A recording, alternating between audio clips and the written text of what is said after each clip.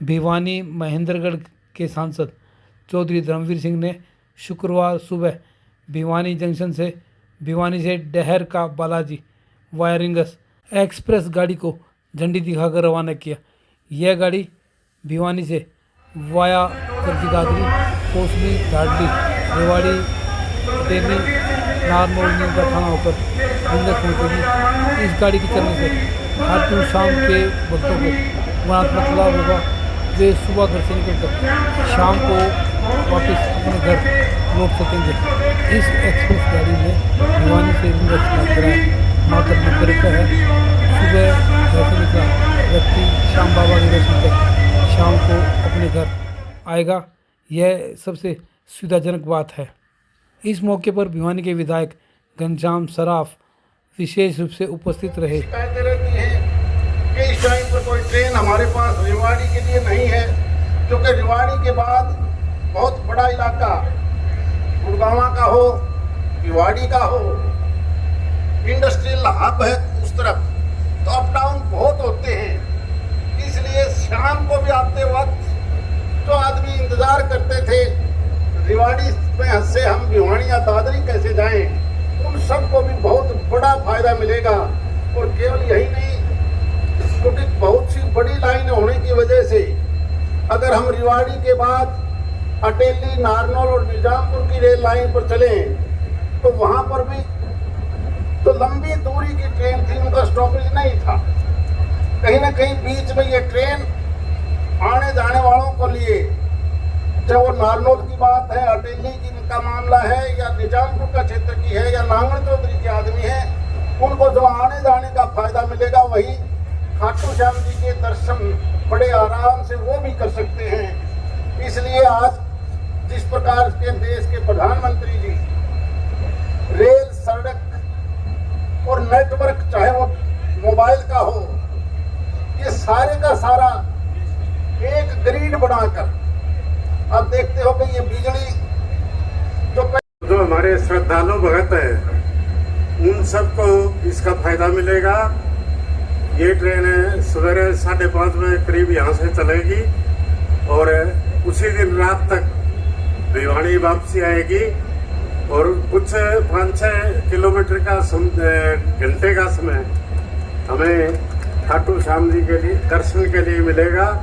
इसमें यदि same day आपको आना है तो आप सेम डे आए, और यदि अगले दिन आज का दिन बहुत शुभ दिन है और वो दो तरह से भी है। आज तो ब्याह शादियों के मामले में भी अजूब सावा है कि देवउठनी गैस का, और उत्तरी भारत में खासकर, और हमारे अपने इस क्षेत्र के लोग, और जिसमें हिसार का पार्ट भी आता है, और भिवानी महेंद्रगढ़ लोकसभा के तीनों डिस्ट्रिक्ट सबसे ज़्यादा खाटू श्याम जी की को मानते हैं। आप देखते होंगे कि लाखों लोग हर रोज, केवल खास दिन नहीं बल्कि आम दिनों में भी सड़कों के द्वारा जाते हैं खाटू श्याम जी। पहली दफ़ा हमारे देश के प्रधानमंत्री जी के नेतृत्व में रेलवे विभाग ने हमें एक अच्छी सौगात दी है। अब हमारा ये क्षेत्र का आदमी भिवानी से चलेगी ये ट्रेन। आज तो ये 8:45 है, लेकिन हर रोज़ ये 5:45 पर भिवानी से चलकर दादरी, रेवाड़ी, अटेली, नारनौल, निजामपुर होकर सीधा रिंगस, और रिंगस के बाद जयपुर जाएगी। दिल्ली अप डाउन है, रेगुलर ट्रेन है। सुबह जाके लेट आवर तक वापस आ सकता है आदमी। और मात्र भिवानी का भी किराया एक तरफ का 90 रुपये है। 180 रुपये में हम दर्शन कर पाएंगे खाटू जी का। और क्योंकि हमारी ये नगरी आपको भी पता है, सबसे ज़्यादा अगर कोई भगत हैं तो यहाँ पर हैं सारे क्षेत्र में। ये बहुत पुरानी मांग थी, और जैसे ही माननीय प्रधानमंत्री जी ने देश का नेतृत्व संभाला है, कनेक्टिविटी के नाम पर रेलवे का अपग्रेडेशन, इलेक्ट्रिफिकेशन स्टेशनों का अपग्रेड, कहीं दोहरीकरण, लंबी रेल लाइन, और अब तो धीरे धीरे आप देखते होंगे कि इतनी ज़्यादा ट्रेन, चाहे वो दिल्ली की तरफ जाती हों, राजस्थान में जाती हों, पंजाब में जाती हों, यानी यहाँ का आदमी बम्बई भी जा सकता है, यहाँ का आदमी खाटू श्याम जी जा सकता है, कश्मीर में जा सकता है। पहले इस प्रकार के आवागमन के साधन थे ज़रूर, लेकिन इतने नहीं थे। और केवल रेलवे के नाम पर नहीं, सड़कों को देखोगे तो इससे भी ज़्यादा अच्छा एक कंपटीशन लगा हुआ है कि रोड अच्छे हों या रेल अच्छी। जिस आदमी ने जो भी सुविधा चाहिए दोनों में से मिलेगी। और अब तो धीरे धीरे जैसे ही हमारा ये नेक्स्ट ईयर ये एयरपोर्ट हिसार का खुल जाएगा, और इसका सबसे बड़ा कार्गो का फ़ायदा अगर किसी को मिलेगा तो मैं मानता हूँ कि हमारे क्षेत्र को मिलेगा। आपका बम्बई के पोर्ट से सामान आना हो, कांडला से आना हो, वो सारा का सारा जो दिल्ली बॉम्बे कॉरिडोर है, कॉरिडोर जो फ्लीट बनाया है आपको गुड्स ट्रांसपोर्ट के लिए, वो सारा का सारा अब दिल्ली इंदिरा गांधी एयरपोर्ट पर जाने की बजाय हिसार से ही उठा आगे जाएगा। और हिसार में क्योंकि ऐसी जगह नहीं थी, मुझे लगता है वो उसका भी कोई ना कोई हब आने वाले समय में ये भिवानी या भिवानी के आसपास बनेगा।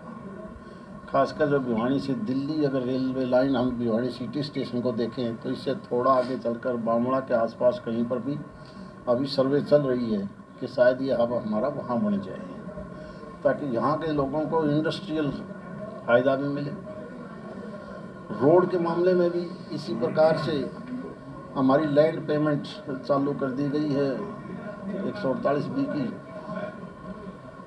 और इसके लिए भी DPR के लिए टीम आ चुकी है, वो DPR बनाने लग रही है, ताकि ये लोकसभा क्षेत्र, अगर आप कभी दादरी जाओगे तो दादरी भी इसी प्रकार से 334B का ग्रीन कॉरिडोर बनने लग रहा है। आप कभी नारनौल जाओगे तो रेवाड़ी से नारनौल और चिड़ावा तक का रोड अगर देखोगे, या आप कोटपुतली और जयपुर की तरफ जाते हो तो नांगल चौधरी के पास जो हमारा हब बना है, आप उसको देख के न विदेशों की बात याद आती है। इस प्रकार से इंफ्रास्ट्रक्चर तैयार कर दिया गया कि आने वाले समय में सबसे अच्छा, जिसको हम पिछड़ा मानते थे अम्बाड़े की तुलना में, ये महेंद्रगढ़, नारनौल और भिवानी एक तरह से इसका द्वार खुलने जा रहा है।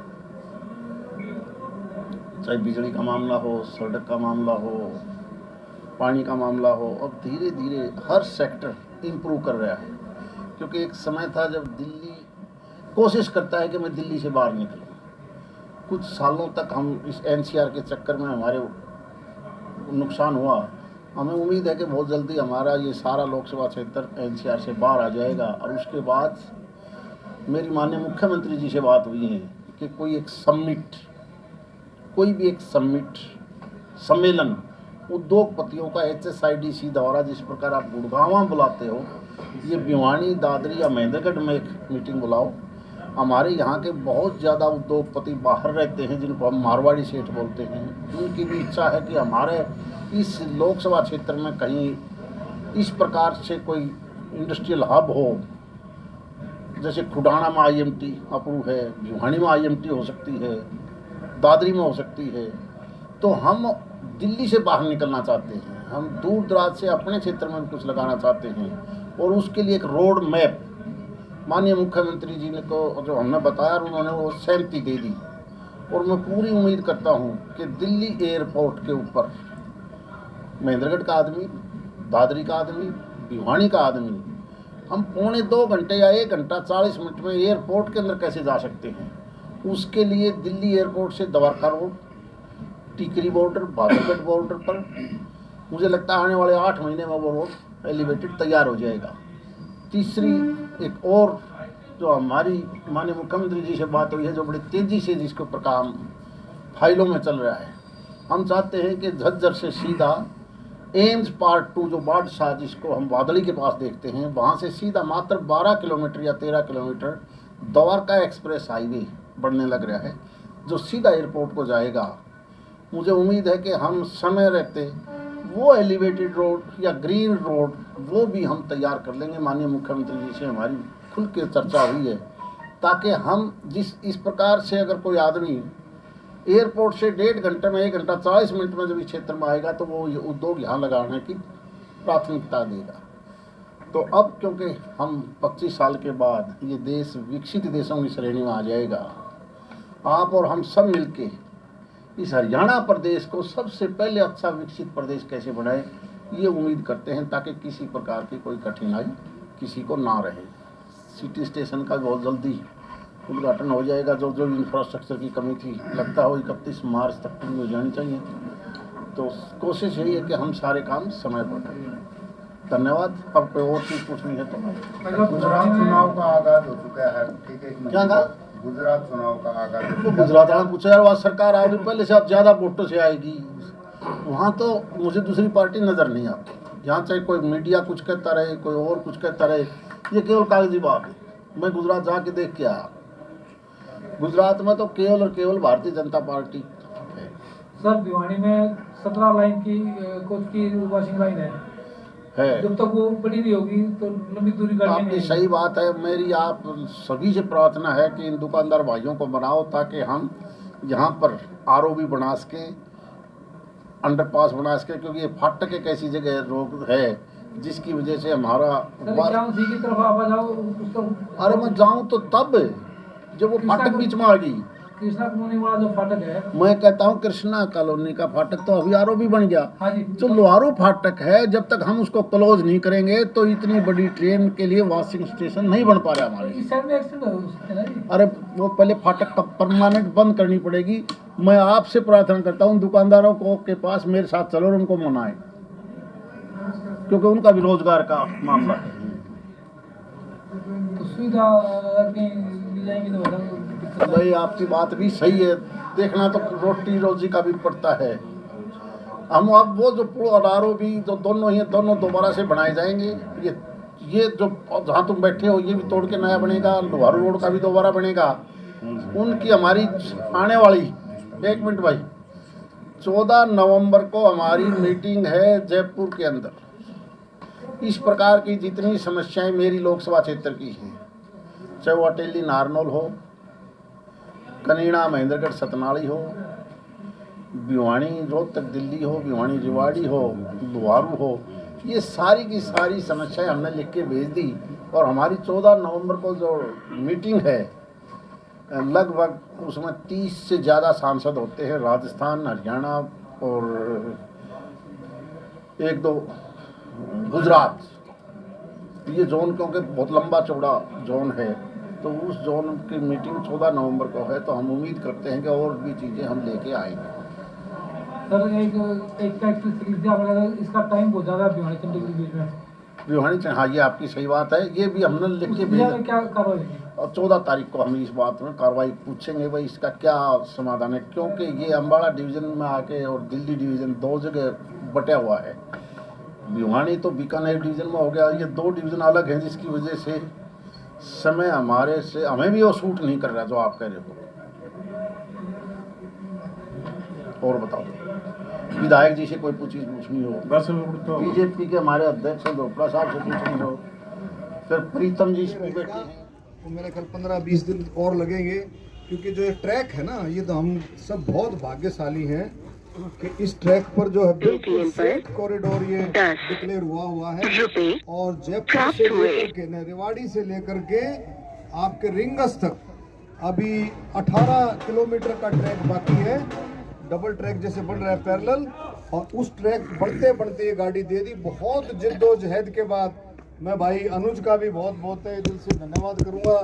अनुज जो है बहुत इसने मेहनत की, क्योंकि मेरे को ये रेलवे मंत्रालय में जो है बैठता है, मेरे को जब भी टेलीफोन किया मैंने कहा भी बाबा खाटू के नाम से चाहिए, आधी रात में भी बुला लेंगे। आज जो है माननीय प्रधानमंत्री जी, रेलवे मंत्री जी, माननीय मुख्यमंत्री जी, सभी का, हमारे पार्टी अध्यक्ष ओम प्रकाश धनखड़ जी, सबका मैं तहे दिल से धन्यवाद करता हूँ। ये सबका एफर्ट्स हैं, सबकी मेहनत है, और इस मेहनत से जो है कामयाबी मिली है। और आप लोगों का जो भक्ति है बाबा के प्रति, जो है आप लोगों की श्रद्धा है। और इसमें एक और बात हुई, परसों इसका नोटिफिकेशन जारी हुआ, तो जयपुर से इसको, जयपुर वाले जो है इस ट्रेन को देखते हैं, तो इनका चीफ कॉमर्शियल मैनेजर जो है COM चीफ ऑपरेटिंग मैनेजर, उसका टेलीफोन आया, बोला जी एक काम करते हैं कि जी बोला धर्मवीर जी बिजी हैं, धर्मवीर MP जी बिजी हैं, इसको 7 और 8 में चला दे। मगर कमाल है यार, कमाल कर दिया। मगर खाटू श्याम जी का जन्मदिन 4 को, कुछ ऐसी कोशिश होगी कि अयोध्या से सारे के सारे जो कनेक्टिविटी जुड़े। मतलब उसका आप समझते हो सारा, जैसे हमारा एक वो फैजाबाद एक्सप्रेस है, छोटी सी बता रहा हूँ, वो दिल्ली में खड़ी रहती है, करीबन 20 घंटे के बाद उसका नंबर आता है। तो 20 घंटे जो वह फर्क का फैजाबाद में बनती है, वही 3 दिन फैजाबाद 3 दिन, तो उसको अगर हम जींद तक बढ़ा लें तो रोहतक कवर हो जाएगा, रोहतक कवर हो जाएगा। तो इसी तरह से कोई ऐसी ट्रेन जो कहीं खड़ी होती है, क्योंकि आजकल जो हैंगर जो से कहते हैं ना, यार्ड जो है, उनकी बहुत कम है। ट्रेनें जो है बड़ी, कई लंबी ट्रेनें, कई लंबे रैक की ट्रेनें हैं, कई छोटी हैं, उसकी वॉशिंग कई चीज़ें होती हैं जो इसमें ध्यान में रख करके और वो फेरा लगा सकती है। तो हमारी पूरी कोशिश होगी ज़्यादा से ज़्यादा कोसली को ज़्यादा से ज़्यादा इन चीज़ों का भरपूर लाभ मिले। मैं सभी साथियों का